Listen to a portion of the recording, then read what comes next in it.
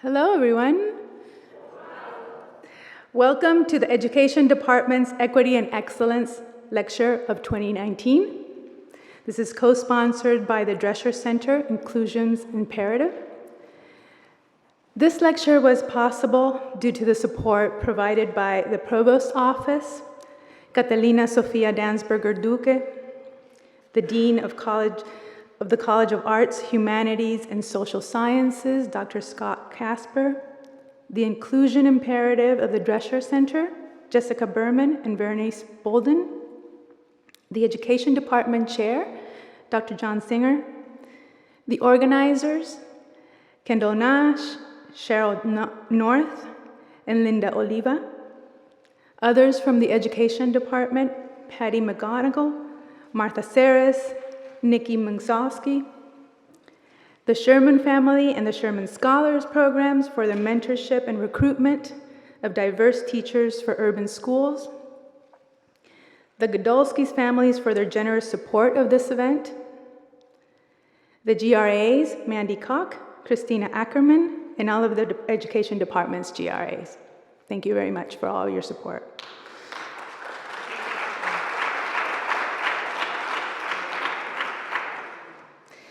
Before we begin, I want to invite you to our upcoming collegial conversation featuring Alicia Wilson from the Port Covington Impact Team to be held on February 19th at the library at UMBC on the 7th floor at 5 p.m. We will be embarking in a discussion about educational engagement, privilege, and racial bias in the American school system. We hope to see you all there. We have flyers on the way out if you want to pick one of those up. I am Dr. Jennifer Mata McMahon, Associate Professor of Early Childhood Education, holding a joint appointment with the Sherman Center for Early Learning in Urban Communities. The Sherman Center, spearheaded by its director, Dr. Mavis Sanders, is a multidisciplinary center established with a generous gift from the George and Betsy Sherman Family Foundation. Through applied research, teacher professional development, and partnership with schools, families, and communities, the Sherman Center seeks to build a strong foundation for learning among young children in Baltimore City and develop best early education practices for urban schools, with a strong focus on equity, empowering schools, families, and Baltimore City communities for lifelong success. It is my pleasure to introduce Dr. Gloria Swindler Boutte as our distinguished speaker for this year's Equity and Excellence Lecture. Dr. Boutte has a PhD in Educational Research from the University of South Carolina, a Master of Science in Child Development from Iowa State University, and a Bachelor of Arts in Early Childhood Education from Johnson Smith University in North Carolina. For more than 3 decades, Dr. Gloria Boutte's scholarship, teaching, and service have focused on equity pedagogies and teaching for social justice in early childhood education. She has served as chair in the Department of Instruction and Teacher Education at the University of South Carolina and held the Distinguished Endowed Chair for over 4 years. A Carolina Distinguished Professor, Dr. Boutte is the current program coordinator for the PhD program in Teaching and Learning at the University of South Carolina. Dr. Boutte is the author of 3 books, and a 4th one upcoming, or just came out. These are Multicultural Education, Raising Consciousness from 1999, Resounding Voices, School Experiences of People from Diverse Ethnic Backgrounds from 2002, and Educating African American Students, and How Are the Children from 2016. She has received more than $1.7 million in grants and has more than 87 publications. She has served as a Fulbright Scholar and visiting scholar at several universities in the US and abroad. Additionally, she has presented nationally and internationally on curriculum, instruction, and diversity issues. Dr. Gloria Boutte is the founder and executive director of the statewide Center for the Education and Equity of African American Students. She has presented her work internationally in Colombia, China, Sierra Leone, Ghana, London, Zambia, Botswana, South Africa, Australia, Jamaica, Mexico, New Zealand, Nigeria, and Canada.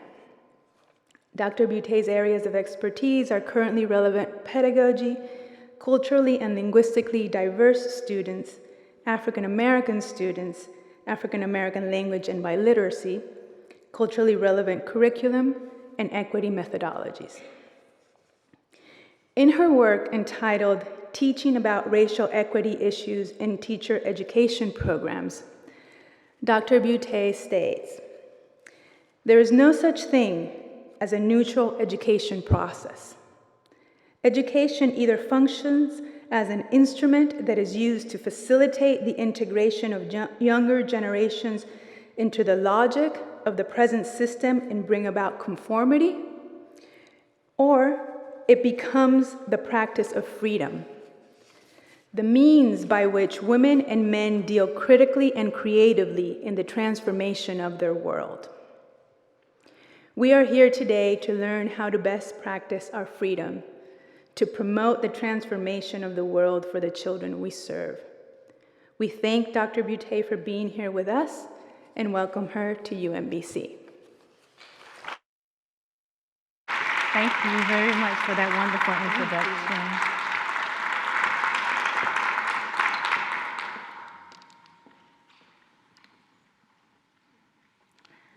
Good evening. And thank you all for being here. I'd like to thank everyone who made this event possible. I also would like to thank my husband, who is also here, so I'm going to ask him to step out for a minute. Dr. George Johnson. We do a lot of this work together, so I just want you to acknowledge him.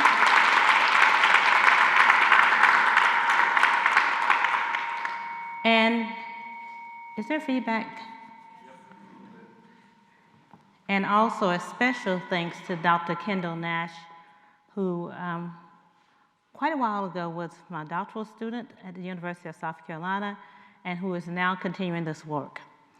So we don't have much time together today, but we're going to make the best of this time.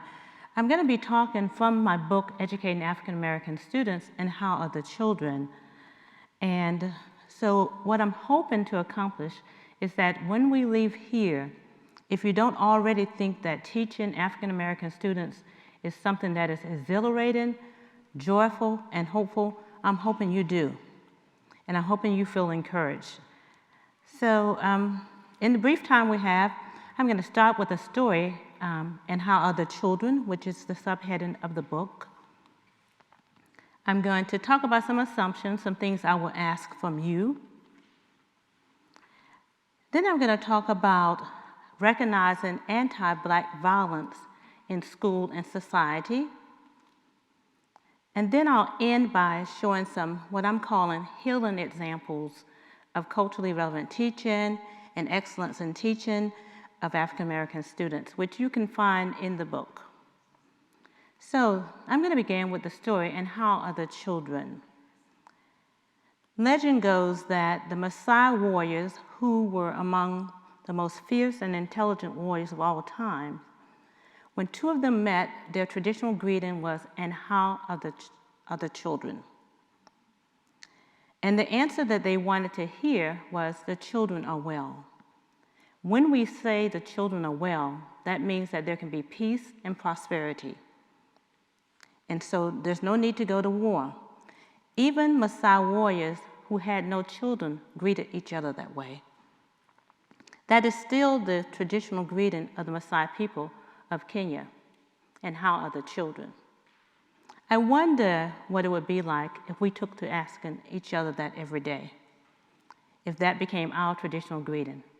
Imagine if parents and non-parents alike posed the question, "And how are the children?" Would we be able to say the children are well? Imagine if every president of every country began every press conference by saying, "And how are the children?" If every CEO, every governor, every principal, every teacher, could we say the children are well? And so our goal here is to make sure that the children are well in our own educational spaces that we have control over. Now I'm going to ask a few things of you early on. So some assumptions that I'm making is you are here because you care. And some of you might have been assigned to come, but that's okay. But you're here because you care. I'm also going to assume that Black culture is not monolithic. And when you read the book, you'll see in the first chapter some discussions of different dimensions of Black culture. So I'm not assuming that all Black children are the same.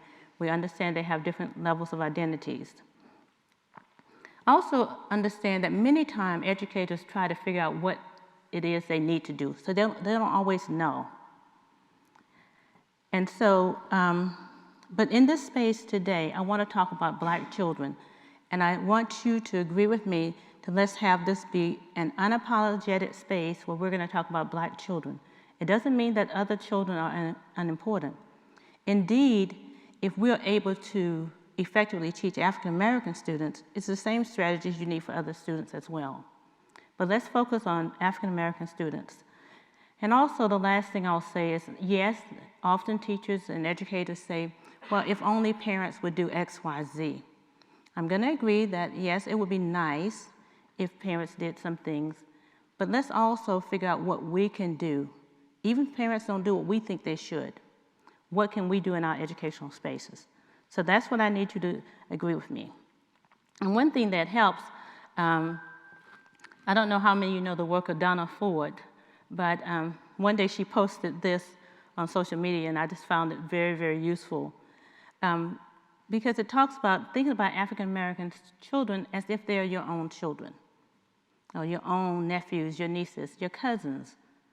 And so a teacher asked her, she said, well, I can't get my Black students to read. And Professor Donna Ford said, act like the student is a family member, and then you will find a way. And so when we think about African American students, borrowing from Lisa Delpit's book, Other People's Children, let's see if we can think about them as our own children, because we're all interconnected.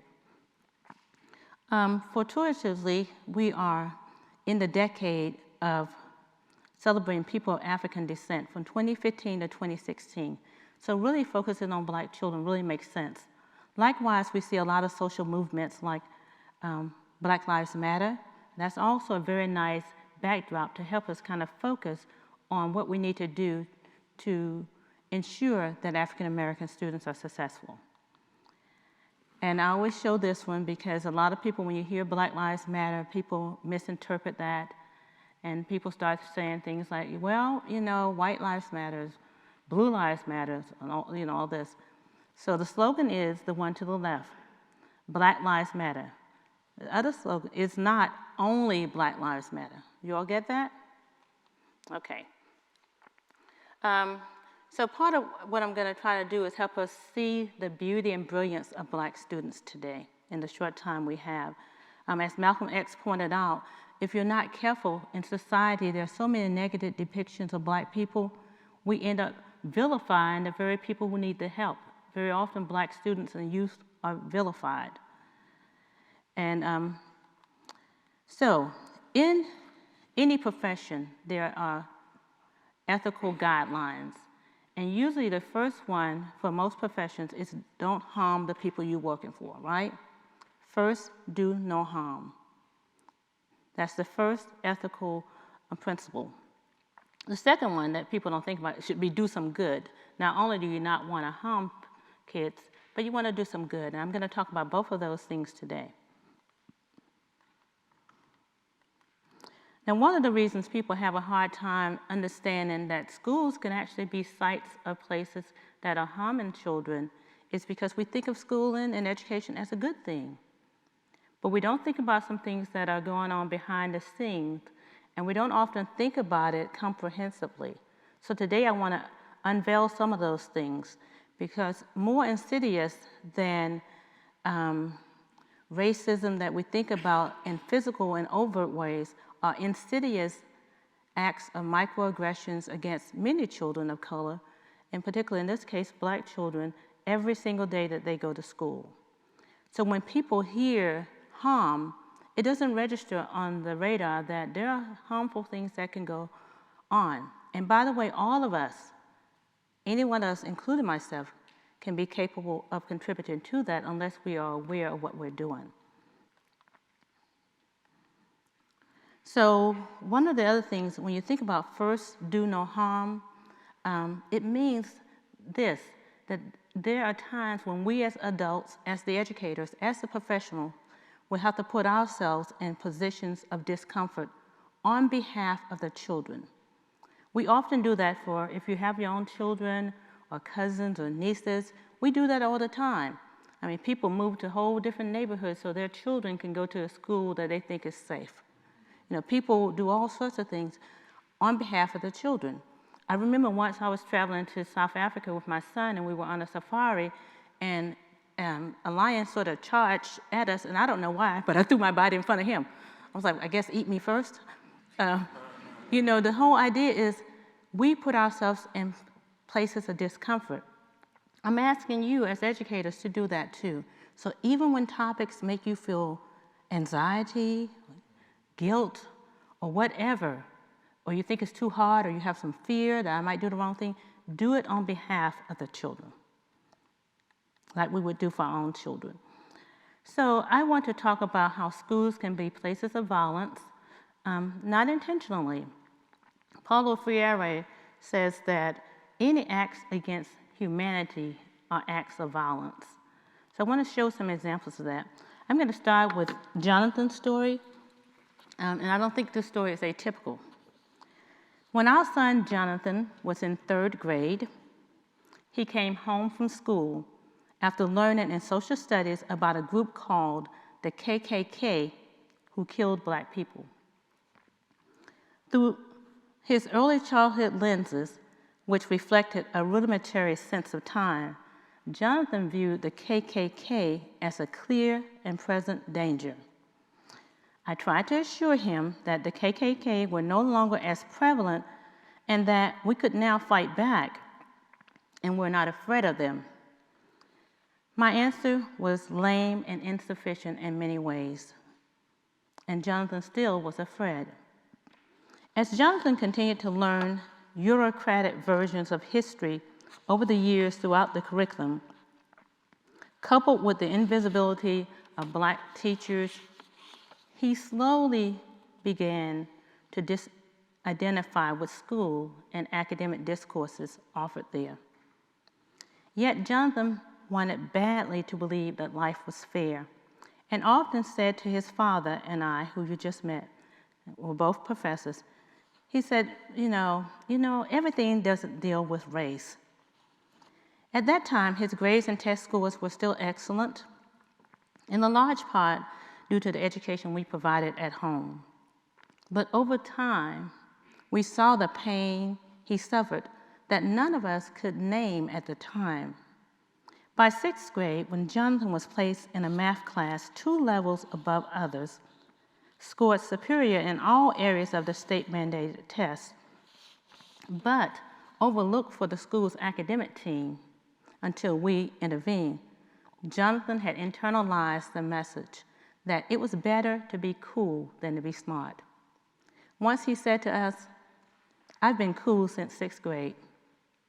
The coup d'etat in his belief in the school system was completed in 6th grade. One day, Jonathan and another black child with the same name from a family of the same socioeconomic status, middle SES, mused that their teacher would not miss them if they disappeared. There were only 4 black children in a class of 25, so the 2 Jonathans decided to hide behind their desk at lunchtime and not go to lunch. As predicted by the boys, the teacher and none of the students missed them and noticed their absence. So, while educators often ask parents for help, we are reaching out to educators for help. As black parents, we tried our best to make sure that our children were prepared for school. We also taught black history at home and in the community. We gave our children strong names. Jonathan means given by God, and provided safety, security, and love at home. Yet, this was insufficient to buffer them from the violence that they experience in school and society. I'm going to tell you more about that. I'm going to talk about from an article that just came out in 2018 that was written by two of my previous ALP students, one is at Michigan State now, the other one's at Miami University, on What's Love Got to Do with It, where we try to unveil some examples of violence in schools. So I'm going to quickly talk about 5 different kinds of violence that you see in schools and society: physical, symbolic, linguistic, curriculum and pedagogical, and systemic school. So physical violence, I think, is probably the one that most people can readily identify. Those examples include discrimination, physical discrimination against Black bodies because of really beliefs about Black people that are negative or that they are objectified. So it might include hitting, pushing, beating, lynching, police brutality. The photo you see here is actually from a school in South Carolina that there was a national story about a high school student was in class and she had her telephone. She was asked to put the telephone away. She did not, so the school officer on site came, tossed her, threw her physically out of the chair, just vilified the child. And meanwhile, what was really traumatic about that was all of the other children sat in class and they watched that and they were afraid to move. But Black children see Black bodies being disrespected and physically being treated in negative ways every day. And we all see it as well. Another kind of violence is symbolic violence. Again, a lot of these types of violence are based on just beliefs that people have about Black people. And so it implies that they should be treated a certain way. So these include things like rejecting the experiences of Black children, silencing Black voices, misreading the students' culture, racial epithets and slurs.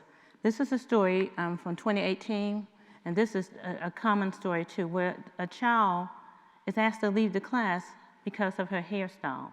She's wearing braids, and she was told that this violates the dress code. That's a form of symbolic violence. The third kind is linguistic violence.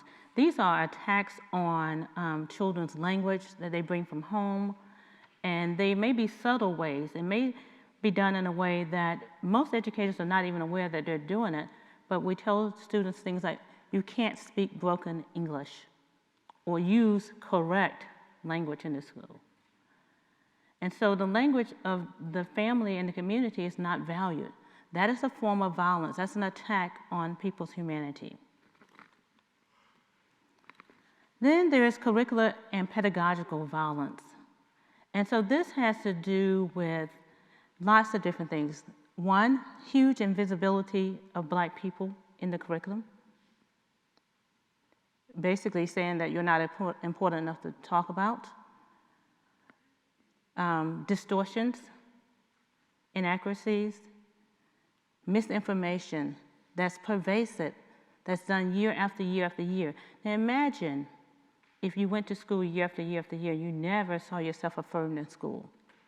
Then you start to believe very soon that, well, maybe we're not that important. In fact, children get those messages all the time. So we don't see things like any information on African history. Most people begin talking about African American history with enslavement. And often that's not done in a way that's empowering or informed. Or you see sanitized versions of history. Like this is a book that Scholastic put out about celebrating George Washington's birthday, and this person's supposed to be the cook, but they have him dressed up as a chef, and he looks happy, and he's making this birthday cake for George Washington. After lots of protests, it was recalled. Here's another photo. Depictions of Black people like Nat Turner, who many in the Black community view very favorably. He's a Christian man. He was fighting for his humanity. But often you'll see that first picture where he looks like a savage versus the one where you see him looking, like a man. And the power of this can be seen if you talk to children. And it doesn't matter what ethnic group the children are from because they're all getting these messages.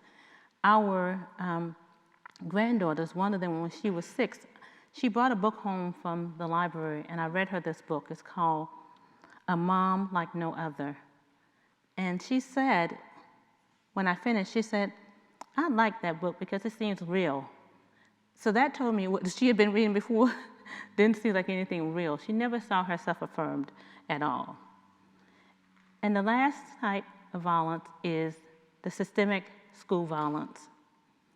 These are examples of structural inequities, policies that result in disproportionality in special education, disproportionality in expulsions, suspensions.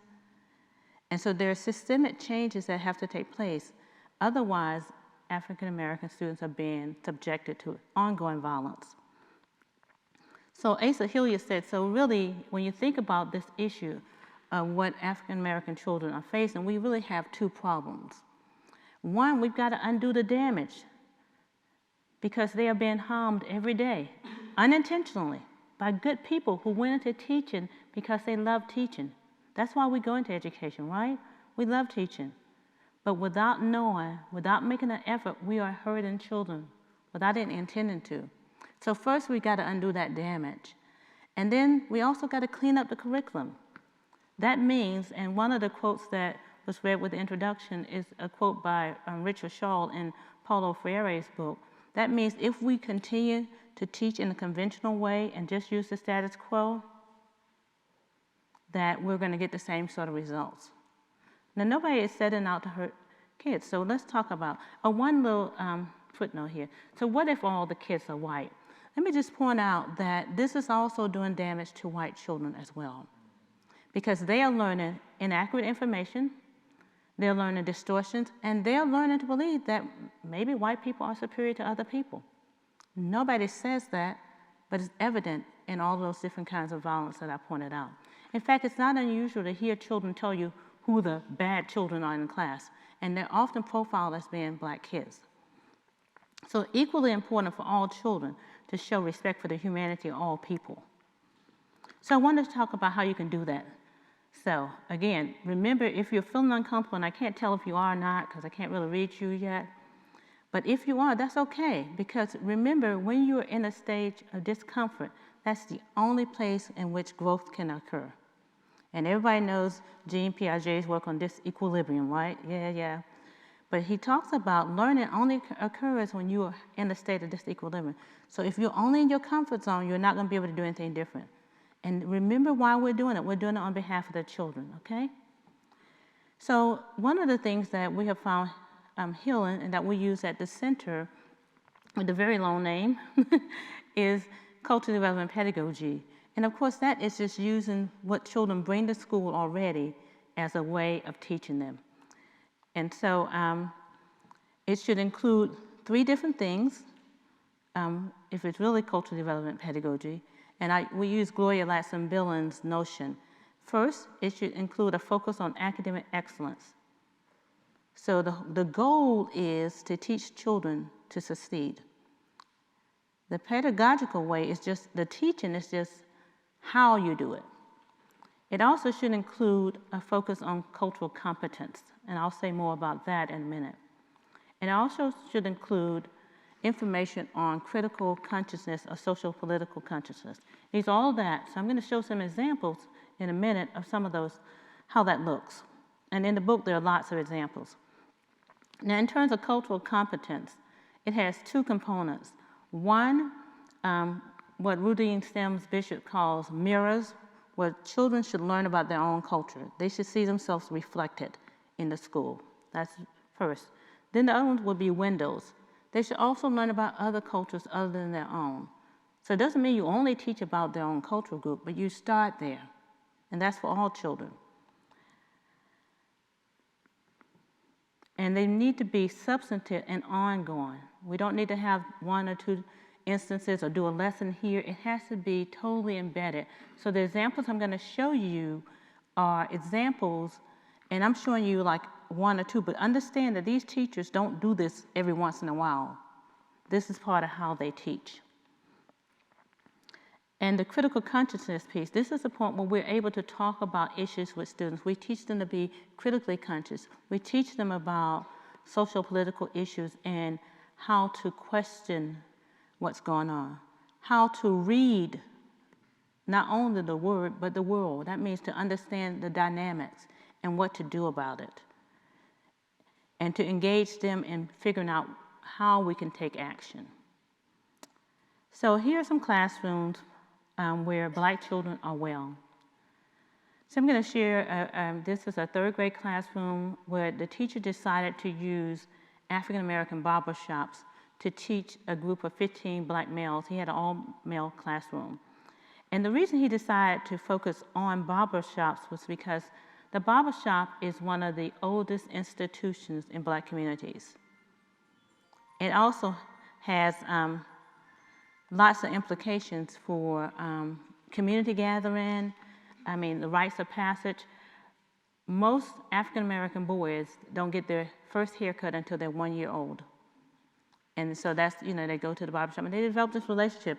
This is a picture of Senator Barack Obama when he was running for president. He often, when he was doing his grassroots meetings, he would go to barbershops and Black churches. So part of it is understanding the churches. And I just put up, like movies often show, there's a barbershop series. They're comedies, but they also are saying something about the importance. So he decided he was going to use the barbershop. His name is Mr. Hill, third grade teacher. He was a teacher for the center. And in terms of affirming, when you walk into the classroom, there are all kind of affirmations of Black males. So he had lots of imagery, which is something you don't always see. He believed in academic excellence, so he taught the boys that in order to be educated, you've got to be literate. So they read the newspaper every day. The state newspaper donated papers, and every day you went in, the kids were on task. Parents were in his classroom. This is mostly low-income kids, a Title I school. But parents were there every day because they felt like something good was going on. He also is a graduate of Morehouse University, an HBCU in Atlanta, all male. And they used the term Mr. So he called the kids Mr. as a symbolic representation of showing the respect for their humanity. But he was thinking that if I don't do anything, these children are going to not be successful, and of course most of them are going to end up just dropping out of school or not doing well. So he thought he would do an inquiry unit on the barbershop. And in order to do that, he had to know something about Black culture. All of this is in chapter 1 of the book. So these are some dimensions of Black culture that have been shown in the literature. So he was going to tap into all of these things, the spirituality, the harmony, the movement, the verb. You can look at what all those things mean, because people often say, what is the verb? It's having a little bit of something extra, okay? A little pizzazz, not being bored, and a little energy, okay? So, but all these things he had to tap into. So the first thing he had to do is, again, you want to affirm the children where they are. So he started with a text set on barbershops, because when anything is published in black and white, it becomes legitimate knowledge, official knowledge. So they got to see that the barbershop was a legitimate place and thing to study. So they read all these books. Of course, he was teaching some academic skills. He wasn't just having fun. It's not just for fun. Remember, one of the dimensions of cultural development pedagogy is academic excellence. So these are some of the things they learned. They learned how to do interviews, how to do observations, note-taking, videotaping, research skills. These are all standards that you'll see. And then they spent several weeks visiting barbershops on field trips, sometimes during the week, sometimes on the weekend. And they engaged a Black college nearby. They have a Call Me Mr. program, men who are preparing to be teachers who would pair with them. And like the little boy in the picture with the flowers on his shirt, he was a child who had been labeled, who was as a problem, wasn't learning. At the end, this child scored gifted at the state level and has been on track since. But they were just very engaged. But he was teaching them to see Black humanity and see Black men as sources of knowledge. This is something you don't often see. So it's a counter-narrative to what's seen. They interviewed the men. They came up with their little questions. They had all these questions. So one of the assumptions that Mr. Hill made, he said, if schools were more like barbershops, Black kids would be okay. So they wanted to study the rules of the schools and the rules of the barbershops. So the kids were documenting things, and this is one of the rules. If you know anything about barbershop, no credit, no checks. You have to pay cash. And other things he noticed that, in the barbershops that he selected, they had to remove their hats, they couldn't have profanity, and they had to respect each other as men. By the way, just so you know, that no profanity, that's not typical. He carefully selected. So if you decide to do something like this, you've got to study the background, figure out where you're going to take the children. But he went to places where there was no profanity. That's not typical. But the barbers loved it. They loved being engaged with the children. The customers loved it. The kids were interviewing them. They got to see the barbers do their craft. I love this photo because this is when a child was getting ready to get something out of the gumball machine, and the customer sitting there said, do you know how to count money? He made him count money. Again, it's a nice counter-narrative to what we think about black communities. Again, more pictures. Here, they're double teaming. They're just firing questions. Back at school, he involved the music teacher, and she taught them about barbershop quartets and the difference between harmony. In barbershops, people do different things, but they're all in harmony. It all works together versus singing in unison. And so, they learned about that. And so basically, he found that these are some of the differences. In the barbershop, when you go in, people greet you. There are schools, and this is another part of violence, where children are not even greeted every day. And nobody sees them. It's a social club. People can talk.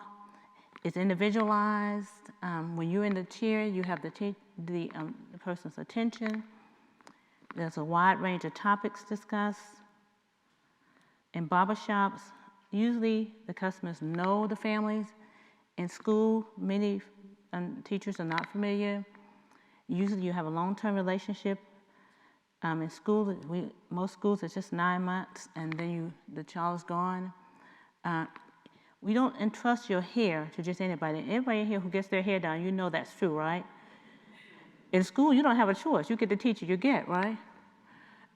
If you're dissatisfied, you can let the barber know. But if students are dissatisfied, there's no outlet. Other things like, the literature is culturally relevant. They have things that they're going to read. The music is. So, all these different things that we can learn. The number one difference they found was that, schools tend to be female-dominated versus male-dominated. So we're teaching cross-culturally as, majority female profession. We've got to learn how to teach males. And at the end, by the way, the children all started out at different levels, but by the end of the year, the children actually, 8 of them of the 15 scored advanced, 5 proficient, and 2 basic. And by the end of the year, 11 of them qualified for gifted, and 2 high enough at the state level. And he was also promoted to 4th grade, so they let him loop up with them. And these I'm not going to try to read, but I want you to know that even when you're teaching the way, people say things like, well, I'm afraid that I'm not going to meet the standards. Actually, you go way beyond. These are just a few of the standards that were met. Because remember, academic excellence is a part of it, but the minimum is standards. You want to go way beyond that. Okay, another example, this is Jennifer Strickland. She's preschool, kindergarten, and she uses aspects of Black culture to teach her students. So she often used songs, or she would create songs to teach them things. She had high expectations of the students. She expected them to learn self-presentation skills. She wouldn't let a child just get up there and say anything. She taught the children how to present themselves, how to question. They had high expectations. And one of the units I want to share with you, the students became very interested in African kings and queens. So she started with the opera Aida. It's really long, as you know, but she read that over a few weeks to the students. She was playing the music in the background. And then they did a whole text set on African princesses. And they spent a lot of time on that. Those are the books that they read. Then the kids got a chance to learn more. She bought kente cloths. They role played. learned about different roles that different people played, learned about ancient African history. This is preschool and kindergarten, okay? They're dressing up. But what they're learning, again, is that you have a strong history here that's often omitted in schools. And by the way, she had one white child that year, and that parent finally said, well, why are you always talking about black students? She was a young teacher at that time. She's like, she got really nervous. She broke out in hives. And then she finally said, you know, you can come into the classroom, but these kids probably won't ever hear anything else about their history for the rest of their career. And he came in, and he actually became one of the strongest advocates. And, you know, shared African maps and all of that. Doesn't always turn out that way, just so you know. But in her case, she was lucky. But, you know, Mufara's beautiful daughter, which some of you know, again, this is a critical consciousness, thinking about what beauty is versus just physical beauty. When she wanted to find out what they knew about enslavement, because she told them that, you know, that Africans were brought across the Atlantic, she just kind of asked them, what do you think about slavery times then, and what do you think is different? And the children had some misconceptions, but this gave her grounds for figuring out what to do. But she's gathering the students' voices. She's including them. She was really careful to avoid stereotyping. That's one of the things in the book. You'll talk about how you can give a range of when you're discussing people. African artifacts, that red, black, and green map of Africa was donated by that white family. His daughter created. And all of this while teaching all these standards. So again, these are examples of love. Another teacher, I'm not going to show that much, second and third grade, you know, she does things like daily affirmations. And you can see what the children say. They're proud of my family, proud of my language, proud of my culture, proud of my race, proud of who I am. And so these things are repeated. She uses African American language. Some people call it African American English, Ebonics, because most of the children spoke it. She uses that in her morning message and then teaches the students how to translate to standardized English. But it's ongoing. She uses Adinkra symbols and values as her management system. She insists on academic excellence. Is that a warning? Oh no. And the students are involved in communal and individual learning. And so she's, you know, doing all the things that we're talking about. One other teacher, I'm going to tell you about two more, but this one is an art teacher. I know I met somebody today who does art. Who was the art teacher I met today? Outside of there here? Hello. So this one, middle school, I think you'll like her. She had to, she noticed that her girls in middle school, two things, were preoccupied with their hair. No surprise there, right? But most of them didn't have really strong literacy skills. So she decided she was going to do a focus on hair. And she was going to, what she did, she paired them with elementary students. And so they were going to read books. These are some books on hair. They were going to read to the elementary school students. And to teach them, she taught them things like, now, you know, they can't read very well. So when they come to a word you don't know, you know, they can sound it out or use context clues, all the things the girls didn't know. So in doing it, the girls were learning and they were also teaching. She started with them, then she branched out to girls and boys in the classroom. You know, the text set on, she worked with Mr. Hill and they did the text set on black male hair. Then hair is a universal construct. So, you know, hair around the world, different hairstyles. We all have hair, or have had it, or can buy it if we need it. So, you know, that's going, again, you start with them, but you go broader. This is a book on hair, about hair around the world. She used fiction and nonfiction, so they learned some things I'll show you in a minute, some of the things they learned. And she says that, you know, our hair reflects our culture and style. She documented the children's hair. She's not putting children out of class for their hairstyles. She's documenting them. And look at how intricate this style is, right? And I'm going to show you what she did with that later. But so imagine, now the children is used as part of the curriculum.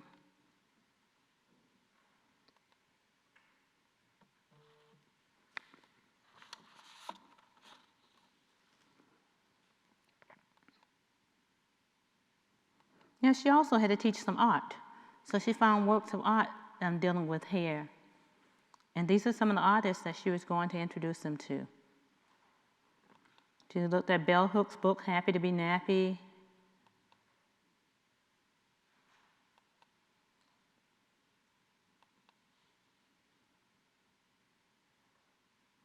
Comparisons between hair on people and sculptures. How important hair is to people in the African diaspora.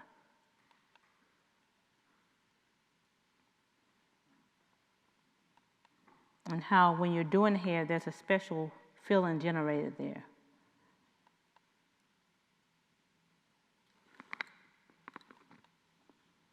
These are two different artworks called Three Generations, where you have 3 generations of people, winding each other's hair.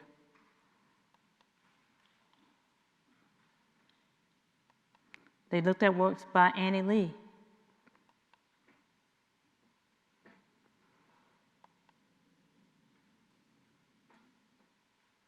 They looked at works by Tom Fillins. He does things in the Middle Passage and the hairstyles that were brought over by the Africans. So they did this whole unit on hair and led them to think about hats and crowns. So they studied that as well. She happened to have read Lisa Delpit's work called No Kind of Sense. So she figured that I can teach about science too, so it became interdisciplinary. So they had a unit on chemicals you use for hair products and how you name and test the products. They also studied ethnomathematics, so they studied the work of Gloria Gilmer and learned that the hairstyles were really using tessellations and patterns. They also studied other patterns in things like baskets and things like that, fabric. So you can see how she took this. She started very narrowly, but broadened out.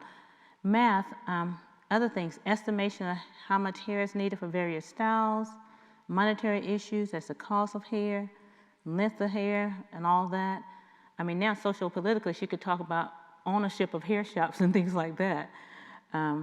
She had the students, their unit was to study hair, and they found that hair has been of interest to people since the beginning of history. So they studied things like the Sumerian noble women, the Babylonian and Assyrian people who dyed their hair and beards and crimped them, the Greeks who used curling irons, and women dyed their hair red, blue. Sounds familiar, red and blue and purple and all that. And the forefathers wearing the white wigs. I never know what's up with that. To this day, I just don't know what's up. But they also studied, the first black woman millionaire, Madam C.J. Walker. And these are other topics she said that she could have done that she didn't get to do. So the whole idea is you can see how she has done the academic excellence, the cultural competence, and the socio-political awareness. Then the last teacher is 11th grade history teacher. There are lots more in the book, by the way. There's science, there are all different examples. But this is a history teacher who had to teach about the Civil War. And the standards in South Carolina have been noted as being among the best. But he noticed there was a lot of stuff missing. And they usually use a documentary called The Story of Us. And as he was showing that, now this is a majority white setting, there were only a few black kids. The one black kid in his class looked back at him and said, well, when are they going to bring in the black folks? It's a story about the Civil War, and you don't get to black people until somewhere near the end.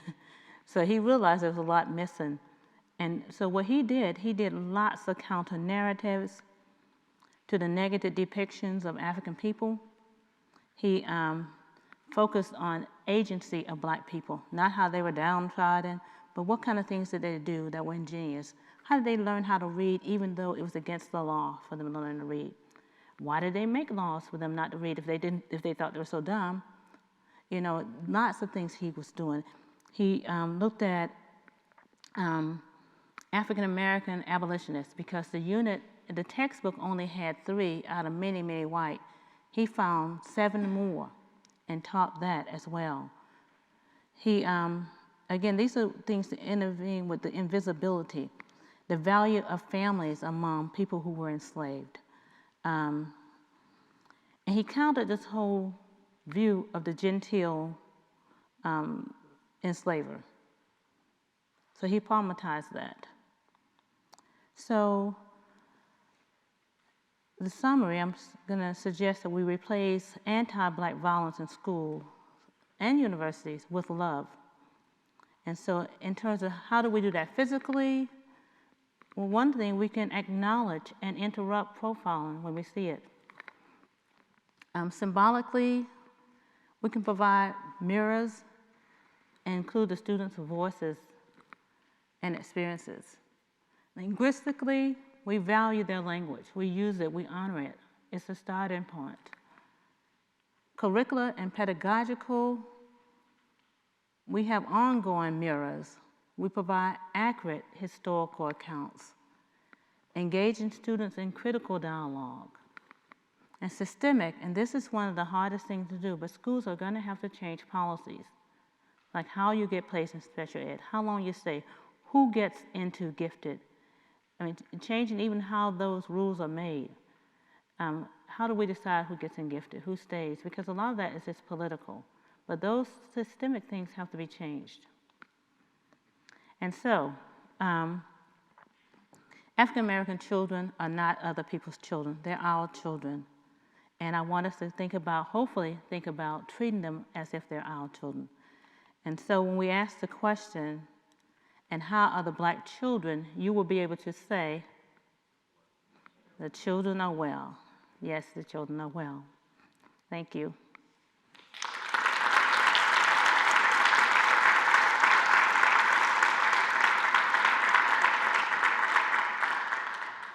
So now we have a few minutes for dialogue and questions.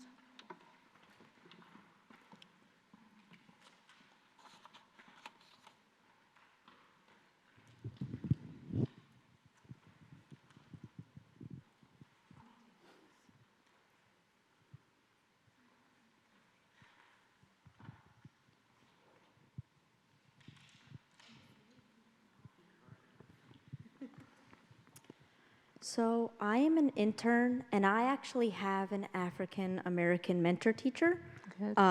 She's actually, now that I think about it, one of the few at the school that I'm at. And I am trying to take the classroom over because I'm in phase 2.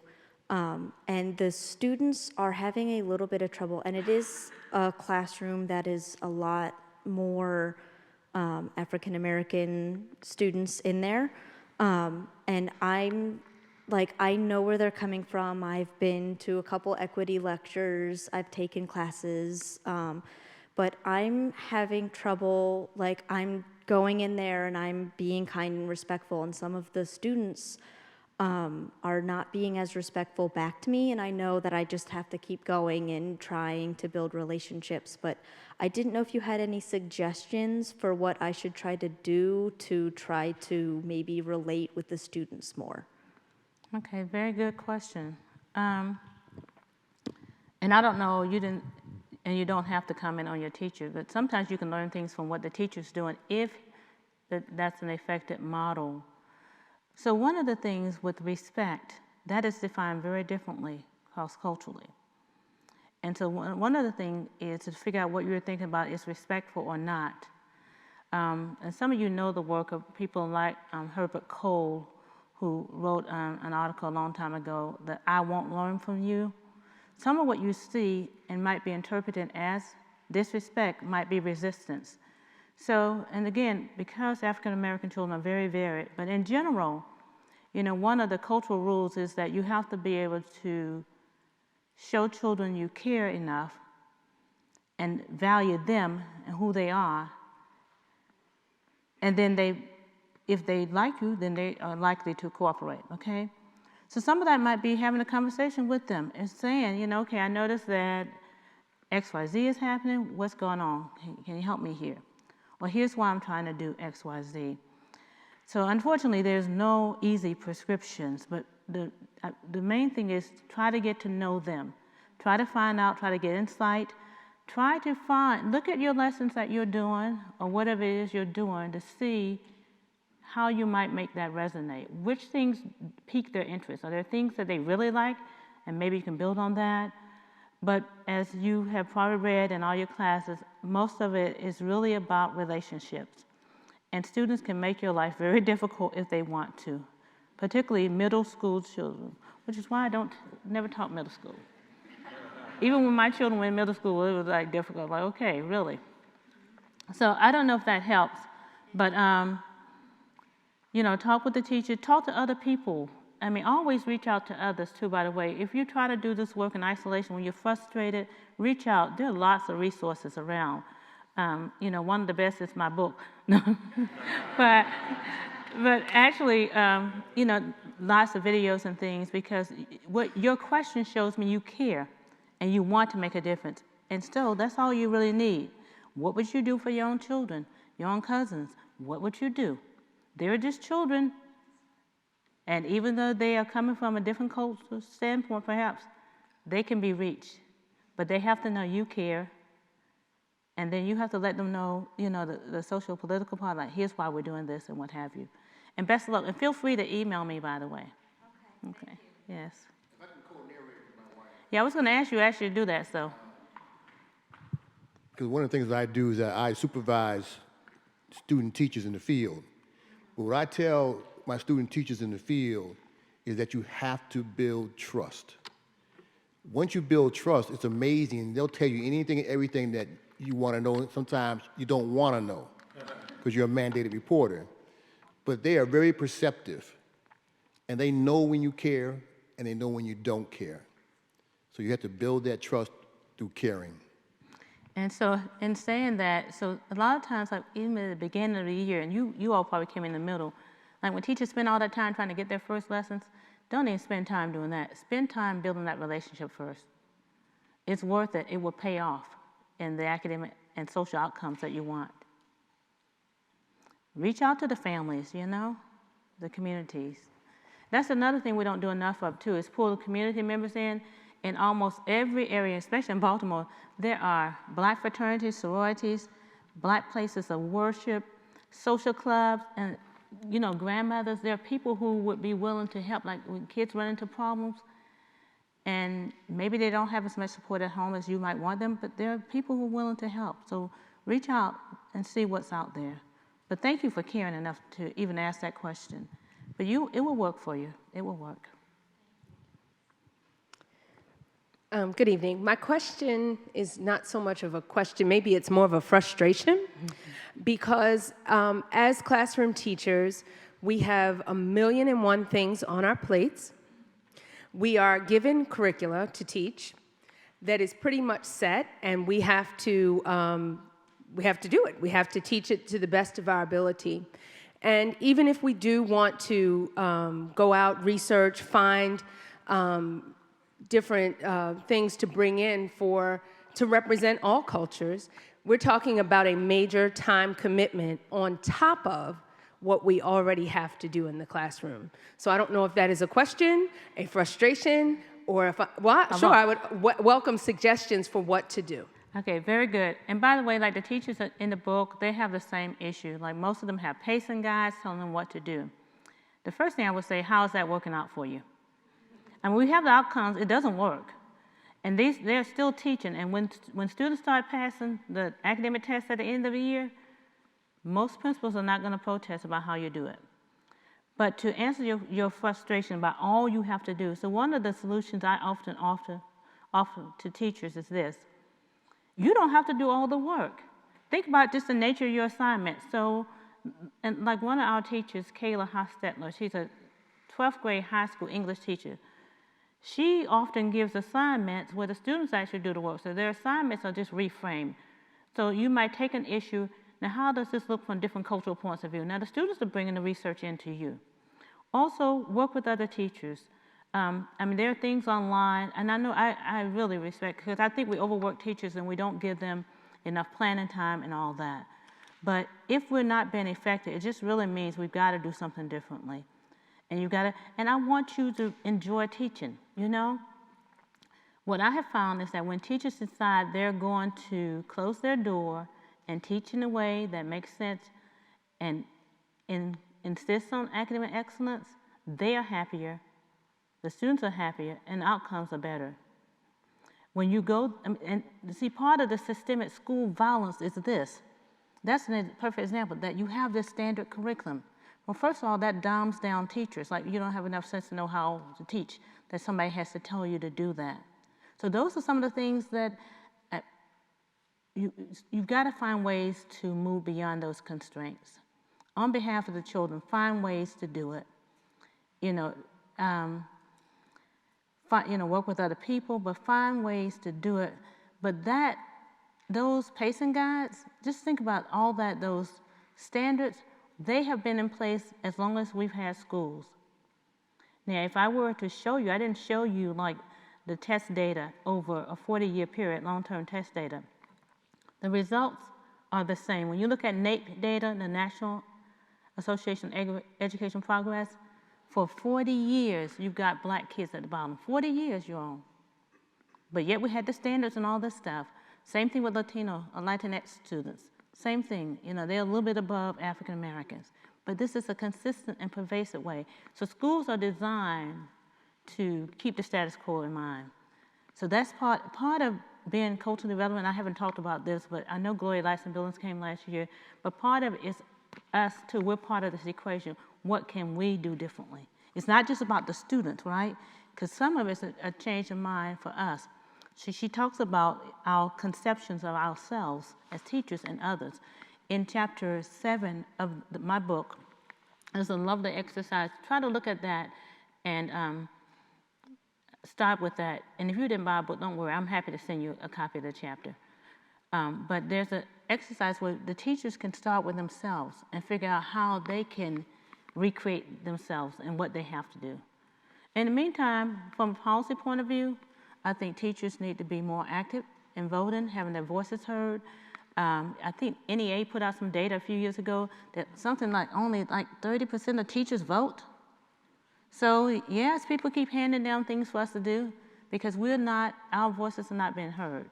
But collaborate with others. I don't know if that's helpful, but I feel your frustration. I feel it. And by the way, in terms of culturally relevant teaching, there's no one way. Like I'm showing you these examples, it looks so different in every classroom, but there are certain tenets that you do. Some teachers are quiet, some are loud. Some are, it's like by the book, but you find a way of making sure the children learn. That's really what it's about, making sure they learn and that socially and culturally they're okay. In your space that you have control over, because that's all you have control over. Good evening. Good evening. My name is Kimani Jones. I'm a high school social studies teacher here in the state of Maryland in a predominantly white school in a predominantly white county. Something that I have noticed, this might be a question or frustration as well, but something that I have noticed, I've been in this county now for over 10 years, is that when I see my colleagues, they seem to be reluctant or almost want to say fearful when they have to deal with some students, with our students of colors, our black students. Mm-hmm. And I try to, one thing I try to explain to them is that a 15-year-old is a 15-year-old is a 15-year-old is a 15-year-old. But for some reason, and I've noticed this, I've witnessed it firsthand, a mean look or an angry look from a black student seems to do something a little bit different to them than a mean look from a white student. Mm-hmm. Or if a black student is starting to get upset, it's a little different than if a white student gets upset. And I mean, once again, I just try to explain to them that they're just kids, engage them, but a lot of times they seem fearful too. There have been times where a black student might not be, following the rules, and they've observed this, and Mr. Jones, so-and-so, and I'm thinking, well, I didn't see it. You saw it. You need to address that. I'm not going to be here every day, but just, and my question more so would be, what can I do? I mean, I hear what this gentleman here says about, you definitely, and I firmly believe you have to build those relationships, but it's almost like when you you seem to be fearful to even build those relationships. I mean, I can think of times where there might be a group of black male students, just horse playing, just playing, and you can tell, at least I can tell, they're making people very uncomfortable. And they're not doing anything but just being kids. So my question is, like, what could I do, like, if anything, to help my colleagues to overcome that, perhaps I wouldn't fear, or just the uncertainty, or just being apprehensive about engaging our black students and things like that. And really, you know, I mean, I want to say all of them, but especially our males. And our males with a little bit of size to them, it makes them real nervous. Seems to make them real nervous. Okay, very good question. So in chapter 2 of that book, Educating African American Students, it deals with trying to understand the why there are all these misperceptions, chapters 1 and 2. Part of it is understanding why. And so what I would recommend is professional development for the teachers, but it can't be a one-time shot. Like even today, there's lots of things I couldn't say, as you can obviously know, right? So, because there's a process, and the process that I recommend in the book is 2 things. One, to start understanding what I call structural inequities. Those are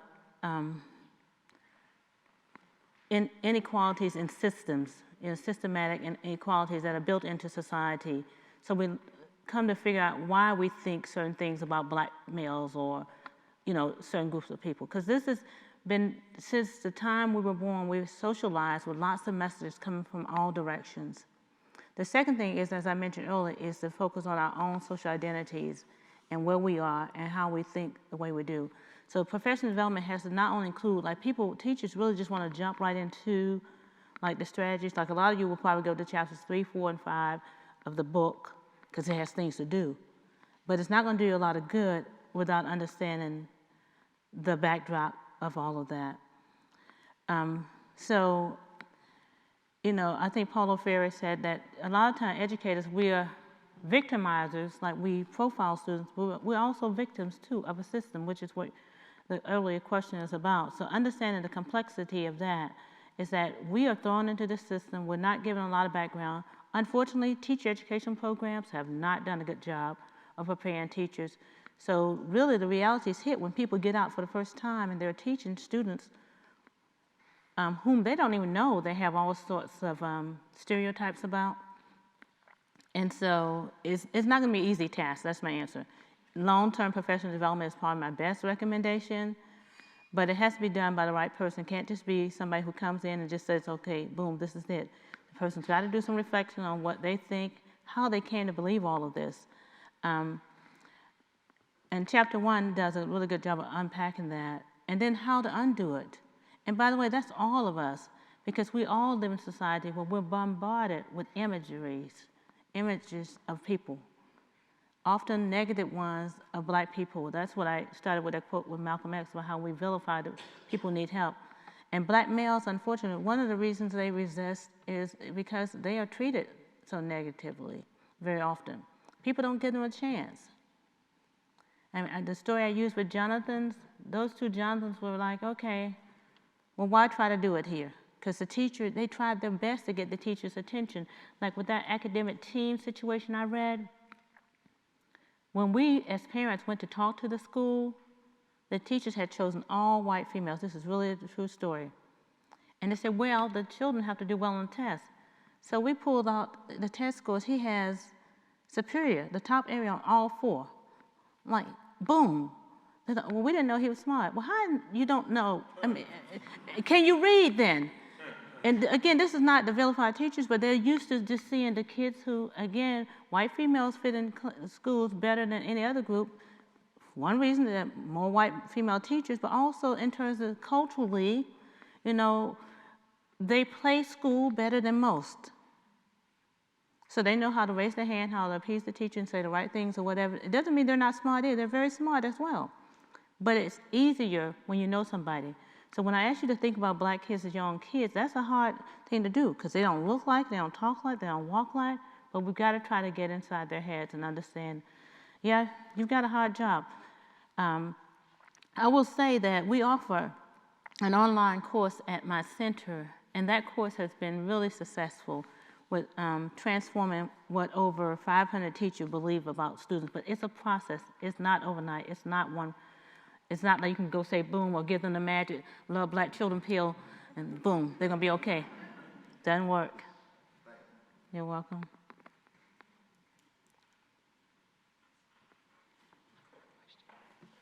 Okay, so one more question.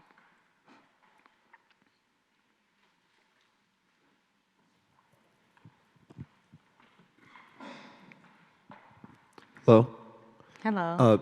So I'm an English teacher at a Baltimore City high school, a teaching intern.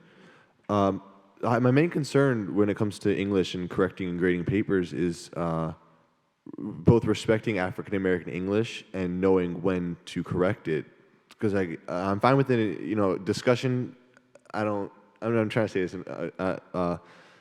Completely fine class, talk any way you want, and I'm not sure how to go about it with papers specifically. If it's on a paper and the grammar's correct for African American English, but maybe not for standards. So it's a constant debate of mine for what to do with that. Good question. Short answer, but chapter 4, you will learn exactly what to do. So one of the things is, first thing is understanding that when they're speaking African American language, it is correct in African American language. It is not standardized English. So one of the tasks of teachers for any child who comes to school speaking another language other than standardized English is how to help them add on standardized English. And there are actually strategies for doing so. One of the key strategies that is recommended in the book is contrasted analyses, where first they recognize the rules of their own language, and then they learn how to, we use translate, because it's not correcting, it's just translating to another language that's standardized English.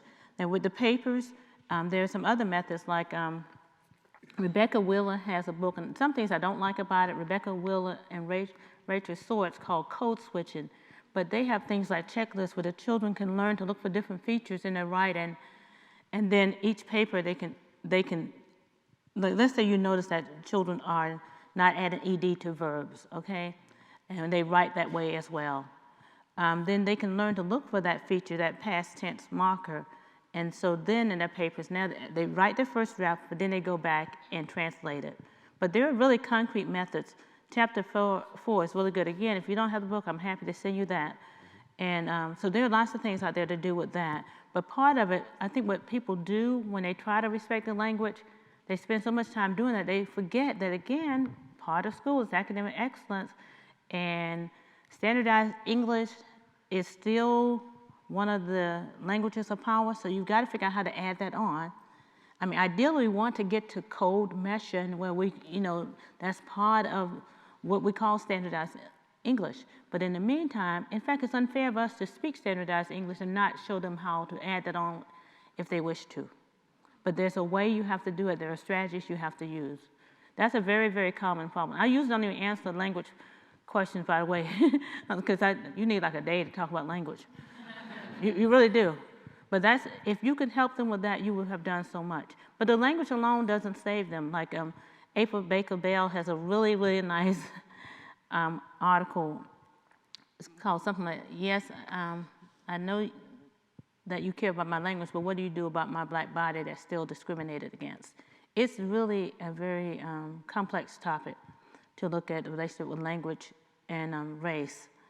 But yeah, but be explicit, teach them, look at the book, find examples of how to teach them that so they start doing it. Because you're not doing them any good. You can do a million exercises and papers and they're still going to be writing that way. And every once in a while, African American language speakers learn how to do it for whatever they're writing, but they still haven't learned how to add on standardized English. And that's an injustice that we do if they haven't added that on. So it's a matter of how you do it. So thank you all very much.